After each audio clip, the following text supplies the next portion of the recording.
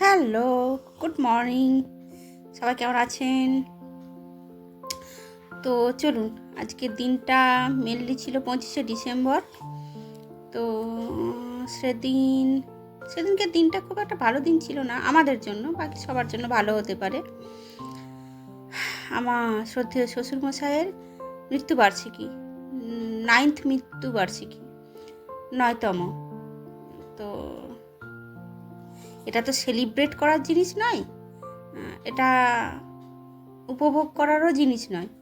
এটা জাস্ট কি বলবো বলুন তো, এটা শুধুমাত্র কিছু আবেগ জড়িয়ে থাকে, কিছু কিছু জিনিস জড়িয়ে থাকে, যেটা সবার সাথে শেয়ার করাও যায় না। তো আজকের দিনটা শুরু করছি বাবাকে দিয়ে, আর আজকের দিনটা সমর্পিত আমার বাবাকে দিয়ে।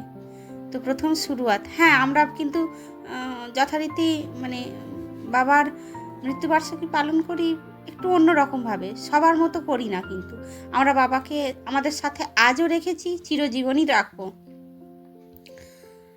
আমরা বাবাকে ছাড়া চলি না। আমাদের সাথে ছিল, আছে, প্রতিটা মুহূর্তে থাকে। সেই প্রত্যেকটা মুহূর্ত উপভোগ করার জন্যে, যাতে বাবা যেখানেই থাকুক এই প্রতিটা মুহূর্ত যেন উপভোগ করে, সেই জন্য আমরা যেন বাবা বেঁচে থাকা অবস্থায় সেই দিনটাই যদি আমাদের মধ্যে থাকতো, তাহলে যেভাবে ওই দিনটা আমাদের সাথে কাটাতো, ঠিক সেইভাবে আমরা কাটানোর চেষ্টা করেছি। আমরা বাবার সাথে কাটিয়েছি। তো সকালবেলা শুরু করেছি যথারীতি বাবাকে চা আর বিস্কুট দিয়ে, যতদূর সম্ভব সেটা 7:30 পৌনে 8টা ছিল টাইমটা। তারপর যেহেতু আমরা 25শে ডিসেম্বর কিন্তু কেক খাই না, তো শুধুমাত্র বাবাকে দিই, আর বাবার জন্যই থাকে, বাকি আমরা কিন্তু খাই না। তো যাই হোক, কী করব বলুন। তো দুপুর হয়ে গিয়েছিল কথা বলতে বলতে, তখন বাবা লাঞ্চ করতো, একটা টাইম অনুযায়ী লাঞ্চ করতো। 12টা থেকে 12:30টার মধ্যে বাবা লাঞ্চ করতো। তো যথারীতি আমি সেটা মেনটেন করার চেষ্টা করেছি।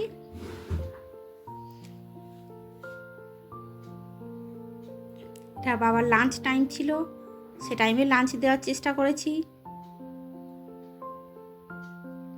তো সেদিন লাঞ্চে যথারীতি আমরা বাবা প্রচণ্ড পরিমাণে মাছ খেতে ভালোবাসতো, কিন্তু তবুও মাছ আমি করিনি সেদিন, বা আমরা করি না। আমরা নিরামিষ রাখার চেষ্টা করি সেদিনটা, বা নিরামিষ করার চেষ্টা করি। ইচ্ছে হয় একটু মাছ করে দিতে, আসলে সেদিনকে আবার সময়েও কুলায়নি। আমি টাইম করে উঠতে পারিনি সেদিন, তাই হয়ে ওঠেনি। তার উপর আবার আমরা 25শে ডিসেম্বর কোনো দিনই করি না, মাছ মাংস ডিম কিছুই করি না। খুব নিরামিষ রান্না করি, একদম নিরামিষ। বাবা যেগুলো খেতে ভালোবাসতো সেগুলো করার চেষ্টা করি বেশিরভাগ টাইমটা। তো যথারীতি সেদিনকে লাঞ্চে হয়েছিল। আর বাবার একটা নিয়ম হচ্ছে, যেটা বাবা আমাকে হাতে ধরে শিখিয়েছে, সেটা হচ্ছে যখন কাউকে খাবার দেওয়া, সেটা যেই হোক না কেন, যদি বাড়ির কাউকেই দাও, বা যখন আমি মা রান্না করি বাড়িতে 2টো করে তরকারি, বা একটা করে তরকারি করি আমরা খেয়ে নিই। কিন্তু যখনই আমাদের বাড়িতে কোনো মানুষ আসতো বা যে কেউ আসতো, বাবার নিয়ম একদম 5টা তরকারি তাকে দিতেই হবে, এবং গুনে গুনে দিতে হবে, কম হওয়া চলবে না।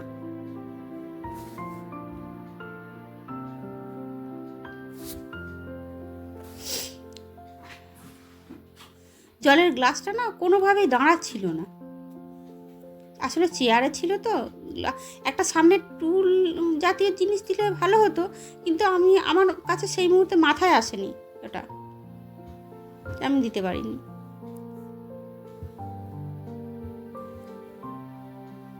তো যাই হোক, এটা আমি ফটোশ্যুটই বলবো। বাবা যেহেতু আমাদের সাথে প্রতিটা মুহূর্তে আছে, আমার দেখবেন ফটোশ্যুটের প্রত্যেকটি মুখে কিন্তু আমার হাসি ছিল।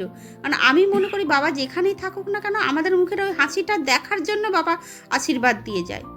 অতএব আমি বলবো, লোকে হয়তো অনেকে বিভিন্ন রকম কথা বলবে যে কেন আমার মুখে সেদিন দুঃখ ছিল না, কিসের জন্য। না, আমার দুঃখ ছিল না, কারণ বাবা আমাদের সাথে এখনো পর্যন্ত আছে, আজ চিরজীবন থাকবে। যতদিন আমি থাকবো ততদিন বাবা থাকবে। খুশি খুশি ফটোশ্যুট করেছি, খুশি খুশি। মানুষ মারা যাওয়া মানে সমস্ত কিছু চলে যাওয়া এরকম কিন্তু মোটেও নয়। আমি তো ভাবি না, বা আমরা ভাবি না।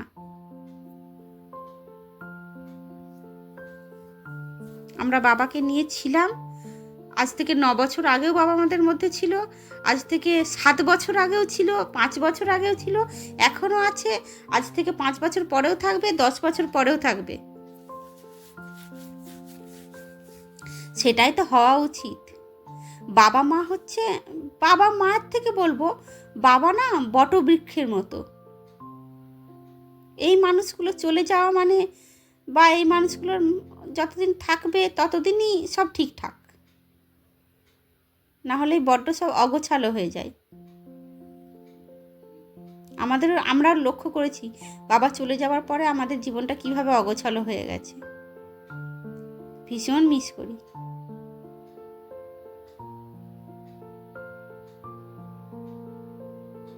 তবে একটা সত্যি কথা ভীষণভাবে বলবো, আমি আমার আমার শাশুড়ির থেকে আমার শ্বশুরমশাই অনেক ভালো ছিলেন। আমি কেন জানি না বলবো। তো যাই হোক, কী কী রান্না হয়েছিল সেদিন বলে দিই। সেদিন ভাত, বাবার খুব প্রিয় পালং শাক, আর হয়েছিল, আর ভুলে গেছি যতদূর সম্ভব কি হয়েছিল না, বিউলির ডাল হয়েছিল, আর পাঁপড়, চাটনি, আর যা হোক কিছু করেছিলাম, ভুলে গেছি। তো আবার দেখুন দুপুরে, আর সেদিনকে 25শে ডিসেম্বর আর এক দুপুরের জ্বালাতন। এক ভাই দিতে এসছে, আমার ফ্লিপকার্টের কিছু অর্ডার, কিছু গ্রোসারি জিনিস আছে ফ্লিপকার্টে, দিতে এসছে। আমি তার সাথে আবার গল্প করছি, সে আমার বাড়ি পর্যন্ত আসেনি, মাঝ রাস্তায় দিয়ে দিল। সে তো না হয় দিল মাঝ রাস্তায়, সে ঠিক আছে। সে আবার তাকে আমি তার সাথে গল্প করছিলাম, বললাম তোমরা ফ্লিপকার্টের জিনিসপত্র নাও, গ্রোসারির জিনিসপত্র। আমার বেশ এদের সাথে গল্প করতে ভীষণ ভালো লাগে, কেন জানি না। আসলে এই মানুষগুলো তো সারাদিন, দেখুন না 25শে ডিসেম্বর ছিল, ওর তো বাড়িতে কিছু এনজয়মেন্টের প্রয়োজন ছিল, বা এনজয় করতে পারতো হয়তো, কিন্তু আমাদের মুখে খুশি জোগানোর জন্য ও সারাদিন খেটে বেড়ালো। জানি কিছু টাকা পাবে হয়তো, কিন্তু ওই টাকাটাই কি সবচেয়ে বড় কথা?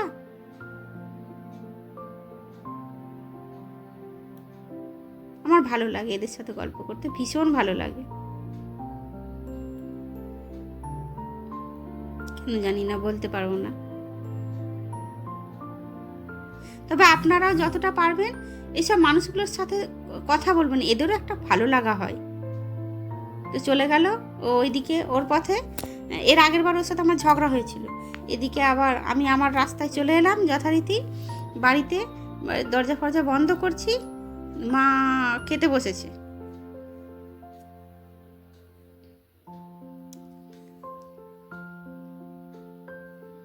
আবার ডাকতে এসছে আমাকে, দিদি দিদি করে ডাকছে, কি ইয়ের প্রবলেম হয়েছে, ওটিপির প্রবলেম হয়েছে। প্রথমে আমি বারবার ধরে বললাম তুমি ভালো করে দেখে নাও, দিয়ে তাড়াহুড়ো করে চলে গেল, দিয়ে আবার ওটিপির প্রবলেম হয়েছে, আবার এসছে ব্যাকে। সত্যি বাবা, এরা পারেও।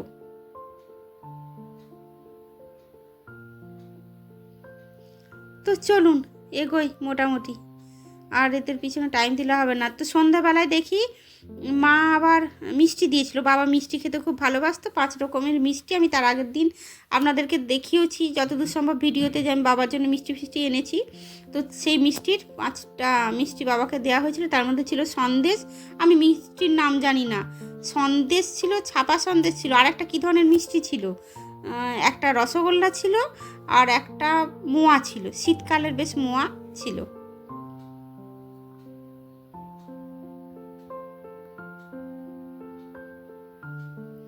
যথারীতি টিফিন খাওয়া হয়ে গেছে। হ্যাঁ, একটা কথা বলি, তার মধ্যে আমি কিন্তু সকালবেলার দিকে চা দিয়েছিলাম, বিকালে কিন্তু চা দিইনি, বিকালে কিন্তু কফি দিয়েছিলাম। তার সাথে এটা খুব স্পেশাল জিনিস, এটা তো এটার জন্যই তো মারা গেছে, তো এইটা না ছাড়া যেন দিনটাই অসম্পূর্ণ। আমার বাবার প্রতি সবচেয়ে আমার রাগ অভিমানের জায়গা হচ্ছে এই সিগারেট, যেটা জাস্ট অসহ্যকর। মানুষ কেন স্মোকিং করে সেটা আমি খুঁজে পাই না। স্মোকিং বাদ দিয়ে কি জীবন চলে না? আরামসে চলে। লাইট অফ করে দিয়েছি, এবার খাচ্ছে আর কি, তাই জন্য লাইট অফ করে দিয়েছি।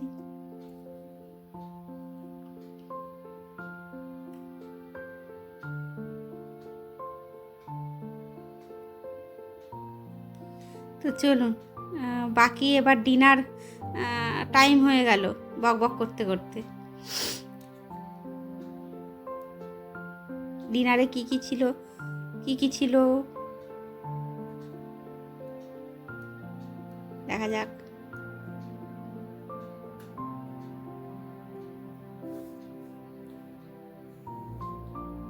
আমরা কিন্তু এইভাবেই এনজয় করি দিনটা, এনজয় করি বললাম দিনটা, কারণ বাবা আমাদের সাথে আছে, পাশে আছে। তো যাই হোক, বলতে বলতে ডিনার চলে এসছে। রাতের খাবার বলবো, বাবার শেষ খাবার বলবো। সেদিনকার মতো নয়, মোটামুটি 1 বছরের মতো শেষ খাওয়া। তো যাই হোক, রুটি ছিল 2 পিস, আর ফুলকপি আলুর তরকারি ছিল, আর সুজি আর রসগোল্লা।